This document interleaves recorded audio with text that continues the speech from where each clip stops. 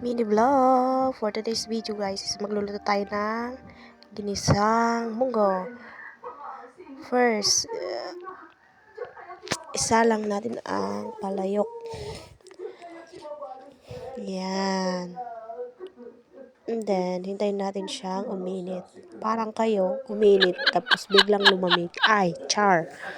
Jokes lang, mga antipeti.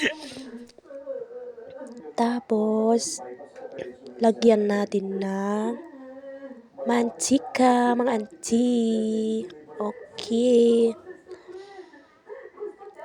Tapos, bawang. Igigisa natin yung bawang, guys. Tapos, hintayin natin siya mag-golden brown, mga auntie.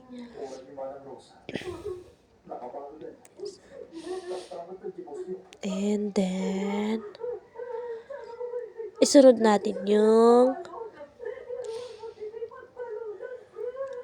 ayan, haluin muna natin mga auntie. Tapos, sunod na natin yung sibuyas. Ayan, sibuyas. Pulang-pula, mga auntie. Ayan, then, halo. Oh my guys. Okay, for the gisa tayo mga auntie. Masarap talaga mag-ulam ng munggo pag umuulan mga auntie. Bali umuulan ngayon, kaya ang ulam natin is balatong or munggo. Balatong sa Ilocano, munggo sa Tagalog. Ewan ko sa inyo kung ano. Charis, joke lang. Ayan. Hintayin lang natin siyang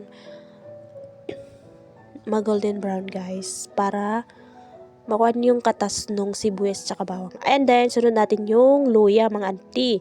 Siyempre, palasa yan mga auntie. Tapos haluin lang natin siya. Ganyan. Ang sarap.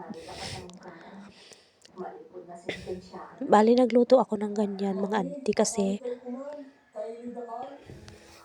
uwi yung asawa ko. Hindi siya nagbaon mga auntie. Kaya ayun. Magluluto na tayo. Hindi ko pa maayos-ayos yung phone ko dyan mga auntie. Kaya ayan. O diba? Pasensya na kayo dun sa kusina namin kasi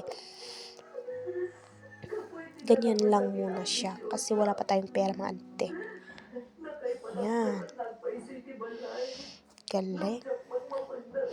And then,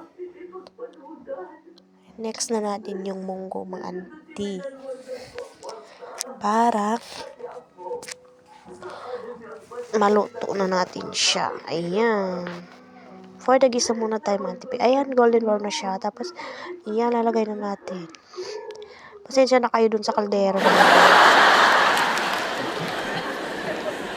Kasi itim ng buthi mo. Charis! Joke lang mga auntie. Yan talaga, pagluluto ng munggo mga auntie is, ayan, masarap talaga pag ginigisa mo muna. Tapos, mas masarap siya guys kung may karne. Ayan, lalagyan na natin siya ng pampalasa. Imbes na nor cubes guys, is magic sarap na lang po. Pwede rin yan guys, at saka betchin. Pwede rin yun. Pwede lahat, basta bet mo. Charis. Tapos lalagyan din natin ng siya konting bagoong mga auntie. Ayan. Yan yung turo ng biyanan ko eh. Masarap daw pag may onting bagoong.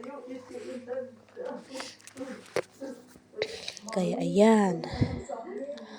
Tapos, ako nilalagyan ko siya ng asukal. Asin, mga auntie. Ayan, salt ba? Salt ba sa English? Charis. And then, halu-haluin natin. Ayan. Tikman din natin, mga auntie, kung ano yung lasa. O, diba?